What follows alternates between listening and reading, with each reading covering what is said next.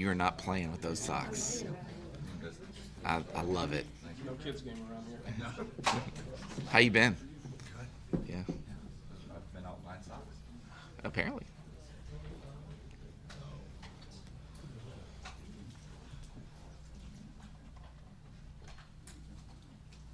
Yeah, getting quiet.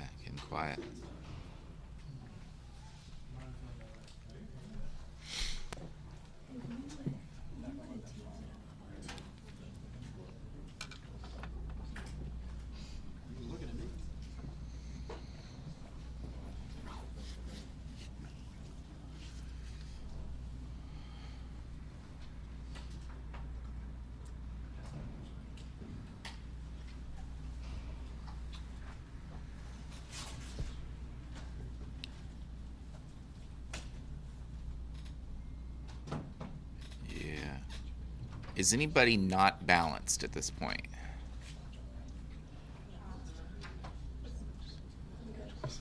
I'll do it for you. Good? Anybody not balanced? Okay. And then we'll do the mic check while I talk a little bit about the run of show. So thank you all for coming. We plan on starting right at 2 o'clock. The chief is going to start us off. It's going to open it up with some crimes. Hello? Was that it? No, you're good. My monitor. Okay. So you're fine. Chief's going to do his thing, and then he's going to turn it over to Lieutenant Drew Fox, F-O-X. Lieutenant Fox is a commander in our CID unit. Okay. And then Lieutenant Fox will turn it over to Lieutenant Matt Shadowan, and it's C-H-A-U-D-O-I-N,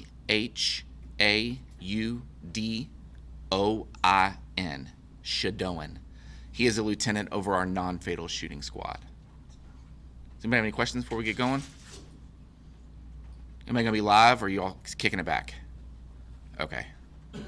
Anybody against starting right now? Give me like 20 seconds. Sure.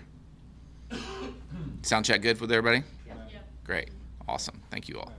Yes, sir. One will be live. What did you say, sir? They are live. Okay, that's great. Okay. We're not showing anything today that needs to be warned or anything, right? So we're good. So, everybody ready? Okay. I'll introduce you to the Chief of Police, Paul Humphrey. Chief.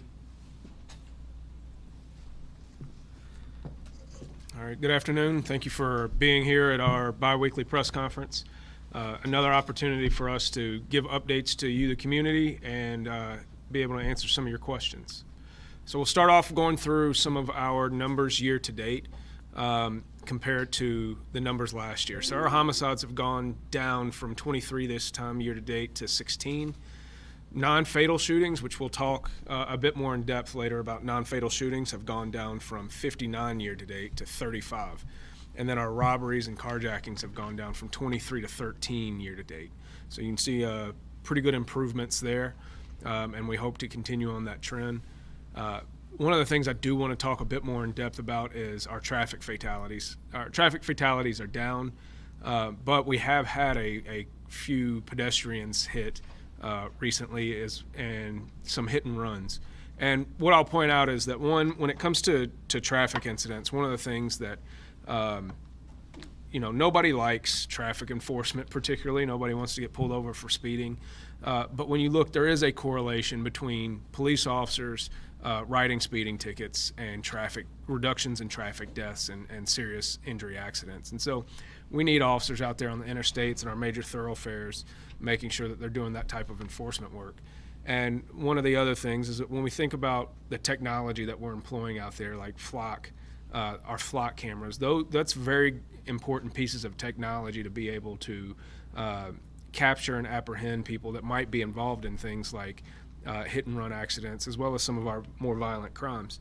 And then the other thing is pedestrian safety. I think it seems like every couple of years, every so often, we really have to come back and focus on pedestrian safety on some of our major thoroughfares. So when you look at the last two serious hit and run accidents involving pedestrians, one on Broadway, one on Dixie, Those are areas that historically we have gotten fatal pedestrian accidents, and it is very important, particularly at night, for pedestrians to be aware of their surroundings.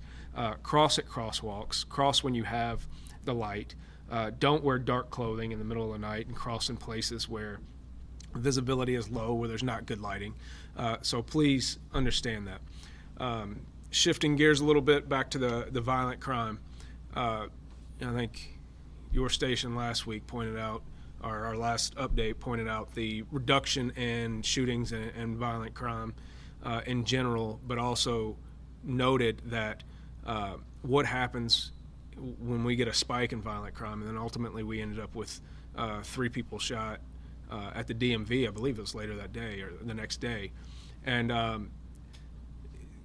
the thing is that what I'm asking officers to go out and do, when you put it in the context of our crime plan is a 3-front plan. We have short-term, mid-term, and long-term goals with our crime plan. And when you look at the long-term things of neighborhood improvement and conducting long-term investigations, I think we're doing a pretty good job of starting off with that. Our long-term investigations, as you've seen, and I'll show you in just a minute some of our indictment numbers, federal indictments, those long-term cases, these detectives are doing an absolutely outstanding job. What Assistant Chief Corey Robinson and many of the other managers and directors for other city agencies are doing as far as targeting those SFI areas, those sustained focus improvement areas for those quality of life issues, to be able to turn over neighborhoods and change those for the better. I think we're off to a really good start just a few months into the deployment of our plan. When you look at that midterm type of thing on our crime plan, what you're talking about is targeting people with violent crime warrants who have already committed crime and getting them off the street. We're doing an outstanding job when people have warrants of locating them, finding them, and arresting them. Both our fugitive unit, our criminal interdiction division, as well as many of our impact units within the divisions are doing a great job of finding people who are already wanted. The other aspect of that is our group violence intervention. And one of the things that we've noted before is that several months back, we transitioned our group violence intervention coordinator, Detective Haygood, out of community engagement and put him over into CID so that we could better share that information on the enforcement side. And this has already paid dividends to have that amount of intelligence worked over into CID. But as an agency, we have to uphold our end of what group violence is. So when we talk about group violence intervention, we are talking about a program that targets people who we know are likely to be involved in or be victims of group violence. And we try to get them out of that lifestyle by providing alternative resources to them.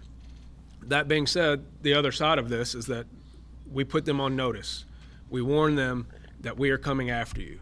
And LMPD, frankly, needs to do a better job of going after these people before they commit more violent crimes or become victims of violent crimes. And so with that being said, I've really tasked CID and our impact units with targeting these individuals who we know are part of this group violence and get them before they commit those heinous acts. So you are going to see officers out there being very present, very visible, very proactive. If somebody's involved in a group or around violent crime, they should not feel comfortable moving throughout our city.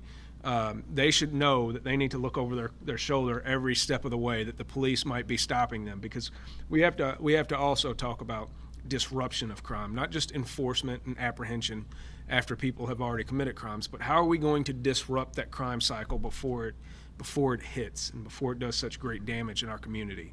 And so I'm asking those detectives and those officers to go out there and do that hard work, that work that we know is dangerous, but that work that we know has to be done in order to continue to bring those violent crime numbers down. So you can expect to see that increase over the next several weeks and all the way through the summer, that we are going to have a much more visible presence of proactive policing, and I'm expecting those officers to do that and supporting them on that mission.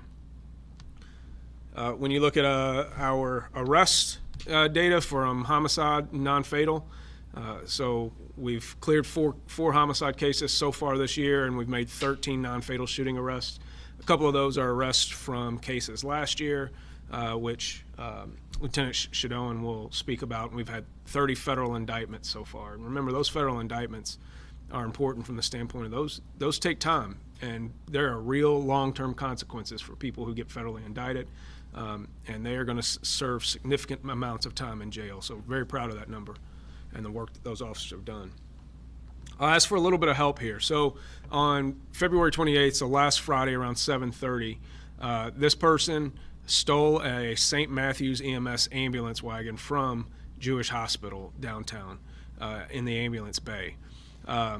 Shortly after that was reported, officers located that ambulance just a couple of blocks away. It had a little bit of damage from where the person had wrecked it, but the person had fled. And so we need the community's help, particularly pay attention to this backpack that seems pretty unique. But we need help identifying this suspect who stole this ambulance. That's obviously a crime that we are not going to tolerate. And again, we ask for the community's help in that. First Division detectives will be taking all of the leads and taking lead on this investigation. So make use of the anonymous tip line, 574 LMPD. At this point, I'll turn it over to Lieutenant Drew Fox of our Firearms Intelligence Unit. And he's going to give you a little bit of background on some of the cases that we do with prohibited possessors, and then he'll turn it over to Lieutenant Matt Shadoan of the Non-Fatal Shooting Squad. You've met Major Steve Lacefield, who is now the major over criminal interdiction, but he preceded Lieutenant Shadoan in non-fatal shooting and standing up that unit, and we're very proud of the work they do. So I'll give them both an opportunity to speak about the work that they are doing in their units. Lieutenant Fox. Good afternoon. I'm Lieutenant Fox, commander within the Criminal Interdiction Division. Over the Focused Intelligence Unit, we house the Gang Investigation Squad, the Firearm Intelligence Squad, the GBI Group, and the now a year out Prohibited Firearm Possessor Project. So speaking on what the chief was speaking on earlier, the focused intel, the focused investigations, the very targeted investigations, that's what this Prohibited Firearm Possessor Project is all about. So this project aims to go out and supplement patrol-related investigations dealing with those who are prohibited from possessing a firearm. Now, at the Commonwealth level, usually it's going to be somebody who's a convicted felon is who we're looking at. There's also individuals who would be considered prohibited for either an EPO or a DVO or things of that nature.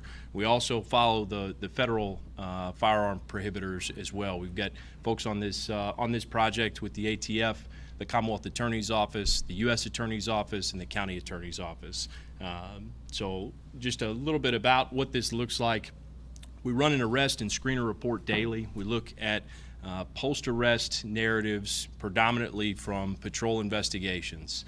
The qualifier being there has to be a firearm that was seized during the arrest. So once we have that, we look through, screen these cases, both LMPD and the ATF, determine whether or not an individual is prohibited.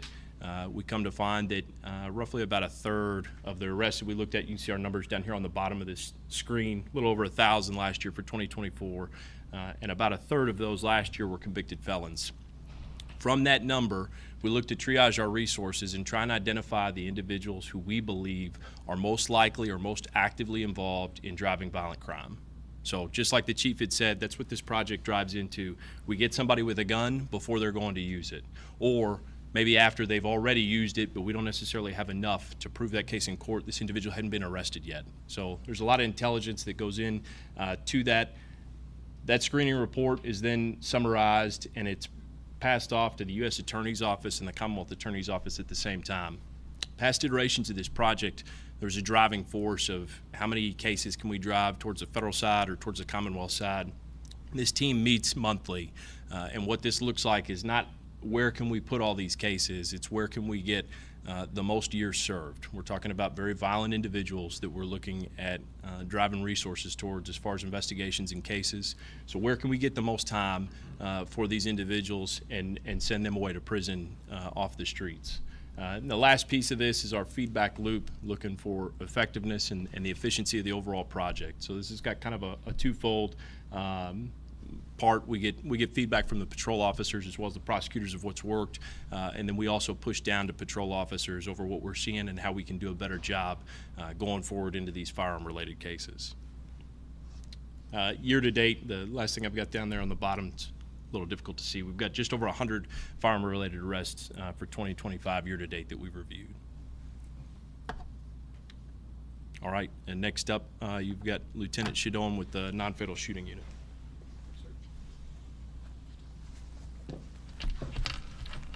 Good afternoon. I'm Lieutenant Matthew Shadowan. I'm the commander of the non-fatal shooting unit. As Chief mentioned earlier, now Major Lacefield did a great job setting up that unit about nearly 2 years ago, and they've been performing really well since then. I just wanted to start off with a bit of an overview of the unit and what it is that we do exactly. Personnel-wise, we are comprised of 16 detectives and 3 sergeants. We also have an intelligence analyst from our strategic criminal intelligence unit that is embedded in our office and helping with tasks on an everyday basis. The purpose of the unit from the beginning was to dedicate specific resources to these violent crimes, to our non-fatal shootings. We understand how those tie into homicides and how victims and suspects from our cases can sometimes become victims and suspects from homicide cases. So we work in conjunction with the homicide unit, and we mirror our cases, our investigations after their models. In doing that, we are able to give these cases the care and the attention that they need and that they deserve, and to provide the victims the closure and justice that they deserve. You know, when we look at these incidents, as you would a homicide, you know, we understand that these incidents have lifetime consequences for everyone involved, from the victims, the perpetrators, and even the witnesses who observe these crimes and the trauma that comes along with that. So we take our investigations very seriously and investigate all leads to our case's conclusion. Wanted to move into how we operate a little bit. We operate on what's called the crime gun intelligence model. This is an interagency collaboration. It's focused on the timely collection, management, and analysis of crime gun evidence. We get a lot of our evidence from scenes where we recover bullet fragments or casings and that kind of thing. We take the information that we have from the scenes and other evidence that we develop during the investigation to identify our shooters and start to disrupt that criminal activity and hopefully put a stop to that cycle of violence that we've seen. In doing that, what our ultimate goal is to prevent the future violence, to find these offenders, work with the other units that we collaborate with, to develop the intelligence that's going to help us put a stop to that cycle of violence.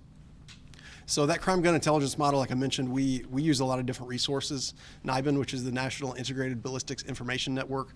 So that is what we use to analyze the evidence that we receive from not only the scenes that we are working at the time, but scenes from historic shootings or homicides, where we can correlate previous events to current investigations.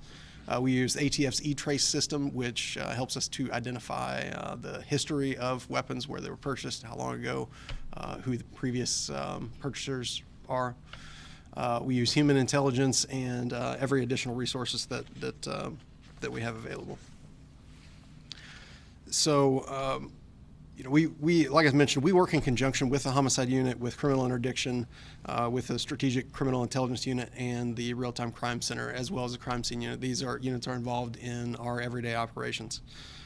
We share, like I said, the intelligence with these units throughout the department to help us develop leads in our cases, make strong connections, and we collaborate with them on a weekly basis. We have an intelligence sharing meeting. We involve various other community stakeholders, from the Office of the Commonwealth Attorney, from the County Attorney, from Group Violence Intervention, as was mentioned earlier, from the patrol divisions, who have a little more on-the-ground, everyday view of incidents that could be related to our shootings and homicide shootings. We also involve our federal partners from ATF, FBI, DEA, and the Marshal's Office. And we found this collaborative approach has been very successful in building cases of exceptional quality for successful prosecution of these cases. As we talked about earlier, the statistics for year-to-date 2025, we had a total of 35 non-fatal shootings. Compared to 2024, we are down about 40% from that number. So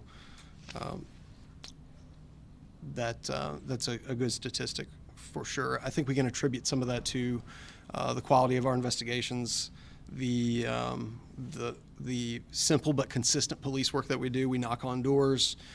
We share intelligence. We build good relationships with the other units that we collaborate with, and ultimately we rely on the community for assistance. When we knock on doors and people are willing to talk to us and tell us things that they saw or share video that they might have with us, that is incredibly helpful in solving these cases. So to talk a little bit more about our investigations, I mentioned earlier that we had 35 total shootings. Cases that the non-fatal shooting unit took or investigated this year are 31. So there will be a few of those that fall outside of the purview of the non-fatal shooting unit. That those might be domestic violence cases or other cases that don't fall within our purview. We had one incident with 2 victims for a total of 32 victims in our 31 incidents. As Chief mentioned earlier, we made 3 arrests in 2024. Or 3 arrests in 2025 in relation to investigations that started in 2024, and another 10 in relation to investigations from 2025. The trends that we've seen since the inception of this unit, it's been a very steady decline. And again, like I said, we attribute that to the help of the community and the consistent police work that we've done to work these cases. As far as trends go in the community, the things that we have seen, that we have concern about, we've seen multiple road rage incident cases. Those are some of the most dangerous and the most senseless cases that we see. Those are people losing their cool and making poor decisions in difficult circumstances. And a lot of times we see people that are not taking into account the additional dangers that go into those added elements. You've got moving vehicles and other traffic and lots of innocent bystanders, child victims that have become victims of road rage shootings. And that's something that as a community is absolutely unacceptable. Another one of the trends that we've seen is not necessarily one of the most prevalent, but it's certainly one of the most concerning. We've seen more young perpetrators of violent crime, perpetrators of these shootings, and victims of violent crime. And those are certainly the ones that we focus particular attention on and want to make sure that we have good resolutions at the end of those cases. Again, looking at our trends from year to date, it has been pretty cold.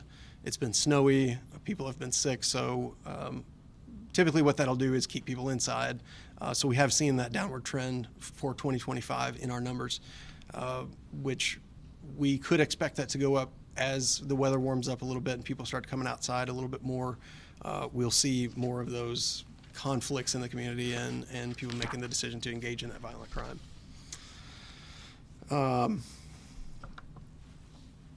Moving on.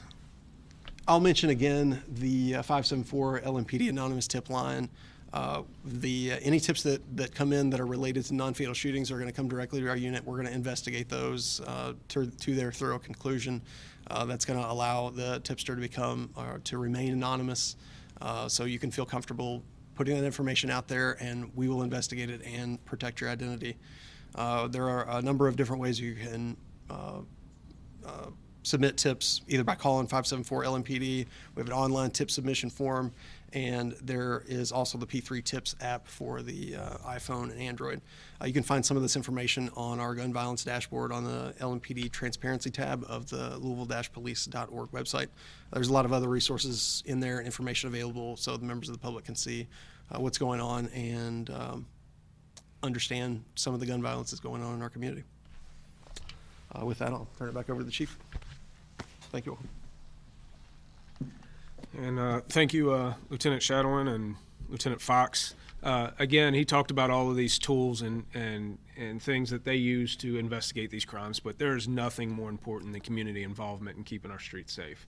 And so we constantly ask the community to stay involved and participate in the criminal justice process, so that not only we can catch people who have committed acts of violence and bring them to justice and seek that justice for those families, but to prevent the next shooting. We know that there are cycles of violence, that one shooting often leads to another. And so anytime we can disrupt that cycle, that is definitely our goal. And so, like I said, you're going to see officers out here targeting these groups and these individuals to make sure that we get them off the street before they commit that next serious act of violence. I just want to turn over to some of our upcoming community events that we have going on. Obviously, this week we'll have this weekend the St. Patrick's Day Parade. It's a big deal in the Highlands, so you'll have that going through the Highlands on Saturday. Our Citizens Police Academy will graduate 21 new students through the Citizens Police Academy. That's a 10-week course where community members learn about the operations of the police department, the criminal justice system. And I'd like to give a shout out to Minerva Varola, who runs that program and does an absolutely amazing job with it. We'll also be teaming up with Metro Housing Authority to provide about 100 or so beds to elderly folks living in Housing Authority properties. And Elizabeth Strojan and her team are doing an outstanding job of working to straighten up those properties and give a high quality of life to people that live in those properties.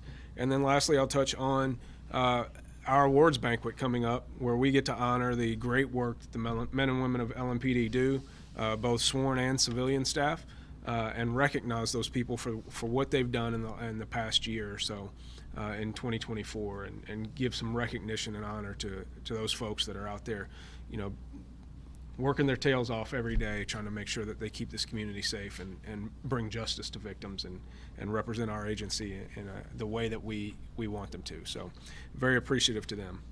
And at this time, I will open it up to questions. Do you guys have any more information, any more leads? Obviously, the Metro Corrections passing of him. I know the funeral's coming up. Any more updates on that? Still. So the question is, are there any more updates on the death of Corrections Officer Weta outside of his upcoming funeral arrangements? I believe the arrangements are for March 15th, I believe. But I do know from talking to our homicide commander, Lieutenant Les Skaggs, that they feel like they have some pretty good leads on that case. Right now, there's nothing new to put out as far as asking for additional information, but I feel confident that they're on the right track with where they're going with that investigation, and hopefully we'll be able to bring some news of closure for his family and the community on that incident. Can you talk a little bit more about the road rage? I know we had one not long ago. Talk a little bit more on that, how it's possibly increasing. Why do you think that is? I don't know if it's actually an increase as much as it's a trend that we've seen pop up. And just like pedestrian deaths and incidents, we see these things come up and flare up every now and again.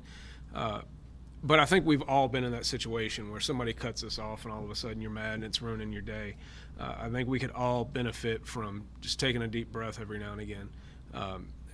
Road rage is one of these psychological events that I don't really understand, because we might be the nicest people in the world when we put us behind the wheel of a car and we turn into the biggest jerks you've ever met in your life. And I think we all suffer from that at different points.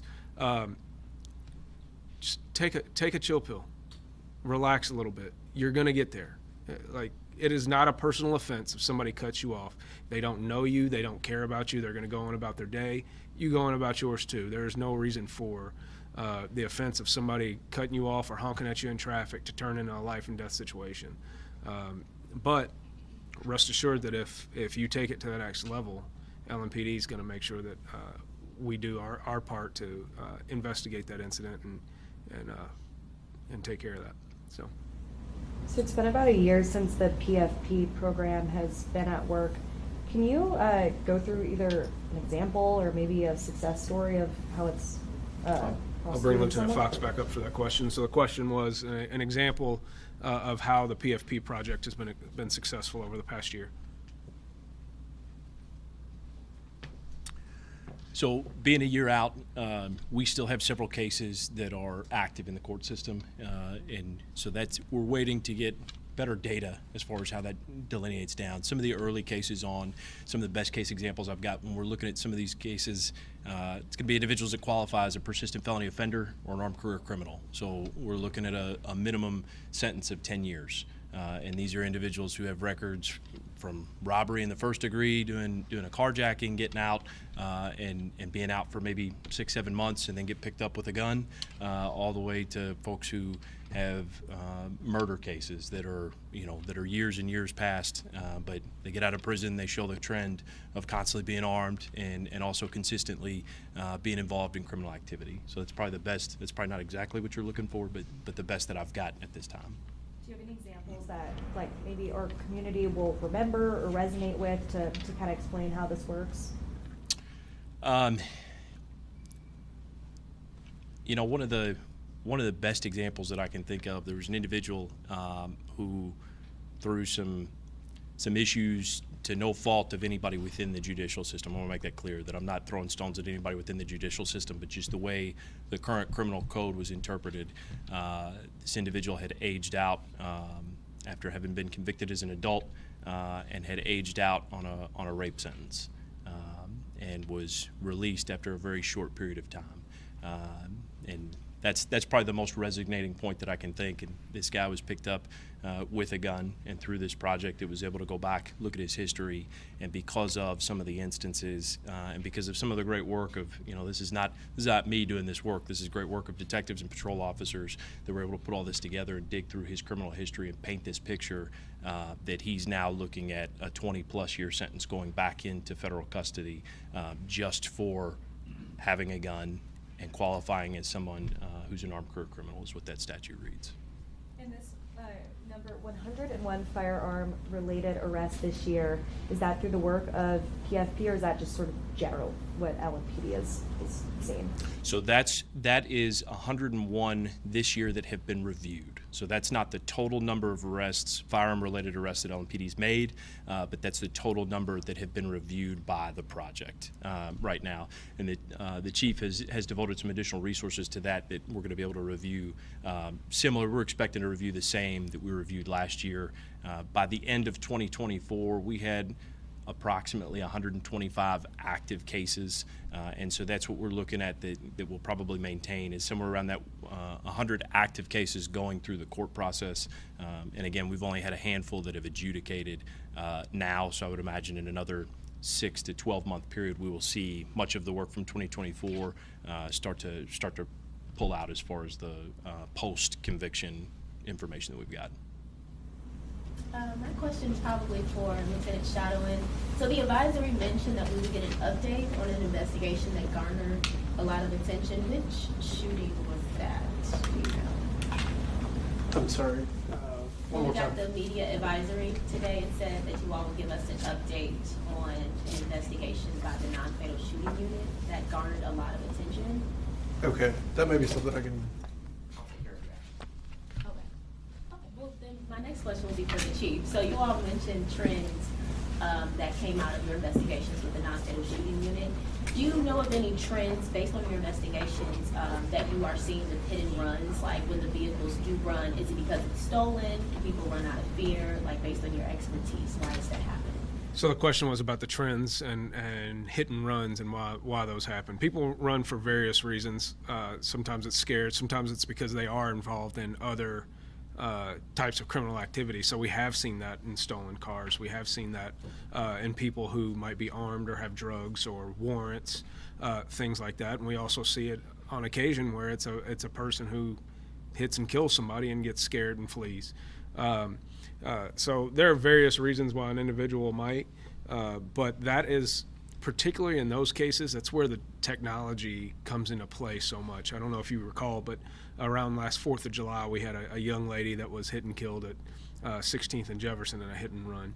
And those traffic officers investigated that and ultimately ended up, I think they got that car out of Indiana, were able to track that car and make an arrest in that case.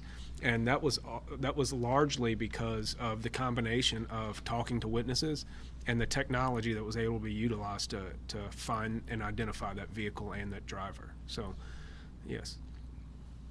Is there a way for the public to see which cases the PFP decides to take up? You want to talk about the criteria for selection of cases that go through PFP? Okay. And is there a way for the public to see like the specific cases that it decides to review? Would you repeat your question one more time? Yeah, I'm curious if there's a way for the public to see which specific cases that the PFP project decides to review and compile reports on. So the question, is there a way for the public to be able to see which cases the PFP project looks at? Broadly spoken, we look at every firearm arrest that comes through LMPD. From that, we rely a lot on criminal history. There's some other investigative information, and again, to what the chief had brought up earlier, with GVI now being under the Criminal Interdiction Division and housed under Focused Intelligence, we work with the GVI folks. We also work with all the division level impact folks, as well as the detectives, to try and make a determination that's not just a feeling, but it's actually based on intelligence, right? Like, we're looking at investigative tools and resources to be able to point and say, this is why we feel that this particular case we're gonna focus in on with the limited number of resources that we have.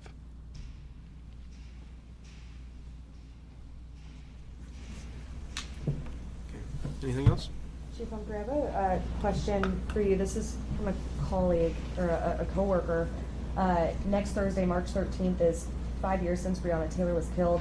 Can you talk about the lessons learned and what this department has changed since then? Well, I think the question was 5 years on from the death of Breonna Taylor and everything that happened post that incident. I think if you look at the functioning, the makeup, the culture of this department, we are not the same place as we were 5 years ago, and I would expect that 5 years from now we will continue to grow and improve from this point forward. I mean, it's been well documented. I'm the 6th chief since then, just 5 years ago.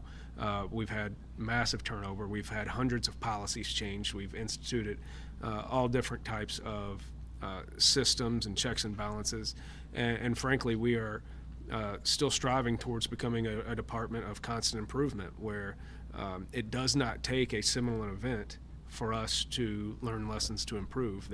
That is how we operate on a day-to-day basis, and that's the challenge to myself, and that's the challenge that I put forth to every officer on this department, is that we make sure that our successes are intentional, and we make sure that when we have places where we need to improve, that we have systems in place to challenge that and find ways to make sure that we do those things better the next time. And so I would think that I know that anniversary is often a time of pain for many, but it's also a time of reflection and recognizing where we were versus where we are. My final follow-up question: do you have a message for her family 5 years later? Well, there's nothing that I can say that's going to, bring their daughter back. That incident was an absolute tragedy, and LMPD failed on that, and for that we are very sorry that our failures contributed to their pain. And it is our dedication every day that we do our job the best we can to make sure that the community is kept safe. Anything else, guys?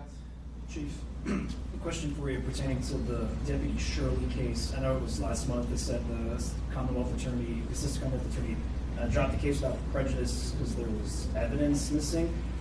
To your knowledge, is there any open or closed internal investigation pertaining who might have been involved in that particular case? No, that investigation remains open, and we are exploring other resources to be able to help us with that. It's a complicated case.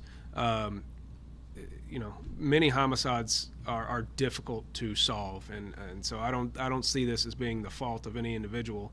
It's a difficult case with difficult evidence to find that happened in the middle of the night, and again another tragic violent crime that happened. And so we are working with some other resources now to try to fill those gaps, and hopefully we can bring justice to the family of Deputy Shirley as well. So, Okay, thanks thank you all. everybody. That's all.